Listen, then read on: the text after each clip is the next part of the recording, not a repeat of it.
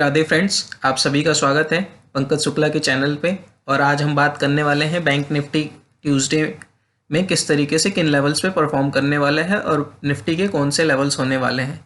तो जैसा कि मैंने पहले ही आपको कल बताया था कि निफ्टी गैप अप ओपनिंग होगी और बैंक निफ्टी में भी गैप अप ओपनिंग होगी। एज इट इज़ वैसा ही हुआ। जैसे कि आप देख सकते हैं, मैंने ये लेवल्स ड्रॉ कर रखे हैं। मैंने कल के वीडियो में बोला था कि क्या कहते हैं 17,870 के आसपास निफ्टी हमारी क्लोज हुई है और मोस्टली चांसेस हैं कि हम निफ्टी 100 पॉइंट का गैप अप खुलेगा। एज इट इज़ वैसा ही हुआ। जैसे कि आप देख सकते हैं 5 मिनट की कैंडल में एक हैमर कैंडल बनी। यहाँ पे हमें पोजीशंस लेनी चाहिए थी। यहाँ से एक बहुत अच्छा ट्रेड सेटअप एग्जीक्यूट हुआ। 17,970 से मार्केट हमारी जो एज इट इज़ जो गई वो इन लेवल्स पे 18,131 पे गई।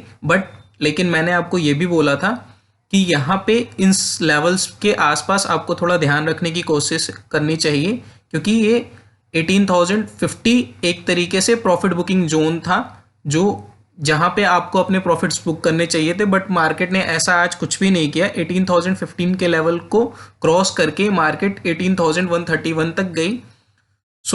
मेरा तो मैंने अगर सी साइड में पोजीशंस बनाई थी तो मेरा जो एक्चुअल प्रॉफिट बुक करने का रेंज होना चाहिए था वो ये होना चाहिए था, और मैंने यहीं पे अपना प्रॉफिट बुक कर लिया था। उसके बाद मार्केट इस साइड में गई तो मैं यहाँ पे कोई भी इंटरेस्टेड नहीं था। मैंने दोबारा से जब मार्केट 12 बजे के आसपास 18,150 के आसपास जाके जब कंसोलिडेट होने लग गई और एक इवनिंग स्टार का पैटर्न बना, जैसा कि आप यहाँ पे देख सकते हैं। मैं आपको अगर 15 मिनट के टाइम फ्रेम पे ले जाके दिखाऊंगा तो ये देखिए, ये एक तरीके से इवनिंग स्टार का पैटर्न बना। यहाँ पे देखिए आप 11:30 पे यहाँ पे एक प्रॉपर एक हैमर बनी थी। बट 12:30 के 12:15 पे एक प्रॉपर रेड कैंडल बनी, जो इवनिंग स्टार पैटर्न बोला जाते हैं। इसे आप बुलिश इनगल्फिंग भी कह सकते हैं। जो बुलिश इनगल्फिंग उसे कहते हैं जो एक अप ट्रेंड को या डाउन ट्रेंड को पूरा इनगल्फ कर लेती है। तो सेम एज इट इज़ उसने वैसा ही इसको इनगल्फ किया। ये देखिए कितना ज़्यादा इस पूरे लेवल्स को एक इस रेड कैंडल ने पूरा कैप्चर किया, और उसके बाद मार्केट ने दोबारा से आके सेम लेवल्स के आसपास 17,900 एक सेकेंड 17,997 पे सपोर्ट लिया, और फिर अगेन मार्केट ने जो हमें क्लोजिंग दी है वो 18,088 के पास दी है।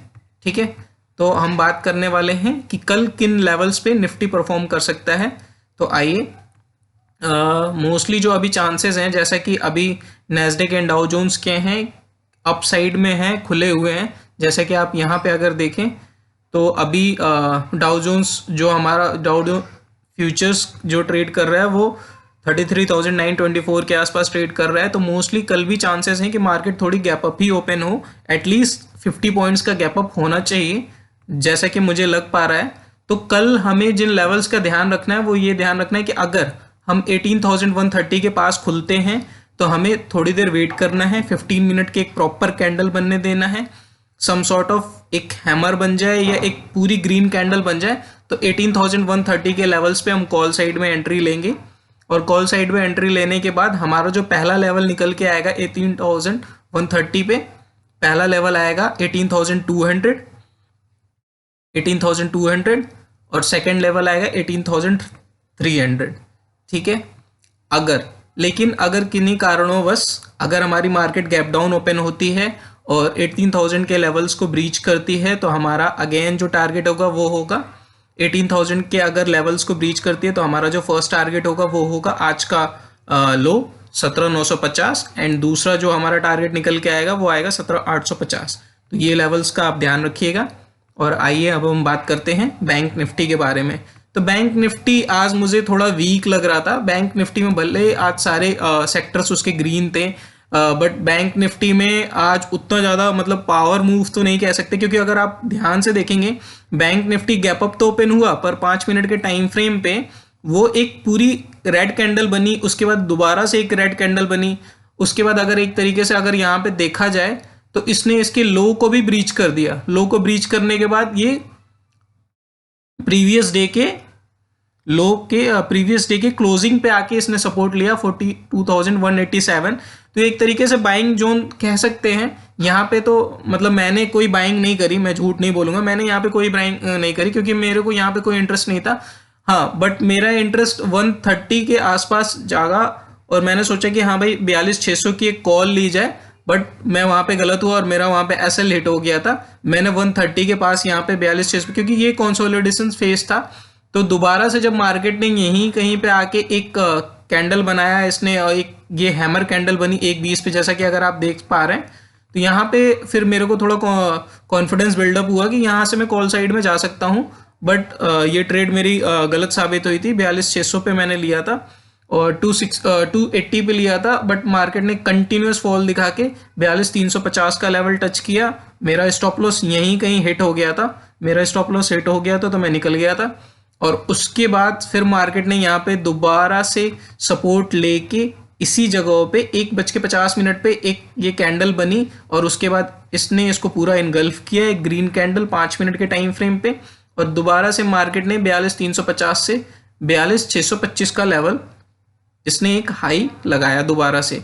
अब जो मार्केट में जो कल के चांसेस हैं, बैंक निफ्टी में जो लेवल्स निकल के आते हैं, अगर मार्केट गैप अप ओपन होती है तो सबसे पहले हम जिन लेवल्स पे आएंगे वो आएंगे 42,680।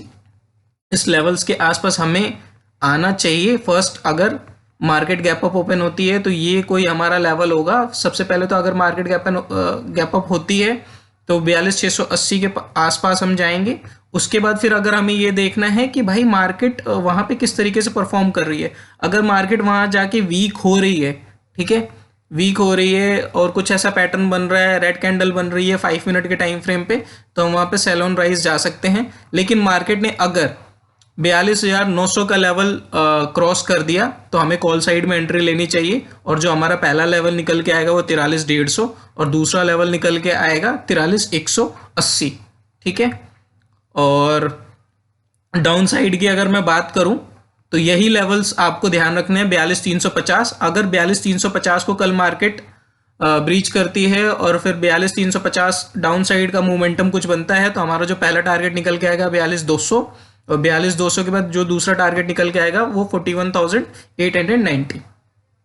तो आशा करता हूं कि आपको मेरी बताई हुई जानकारी अच्छी लग रही होगी और आपको हमारे चैनल्स पे जो भी वैल्यूबल नॉलेज मिल रही है उससे आप कुछ ना कुछ अपनी लाइफ में ऐड कर पा रहे होंगे। और मैं आगे भी ऐसी वीडियोस आपके लिए बनाता रहूँगा। तब तक के लिए जय श्री राधे कृष्णा। वीडियोस पसंद आई हो तो उसको लाइक करिए, सब्सक्राइब करिए। तब तक के लिए जय श्री राधे कृष्णा।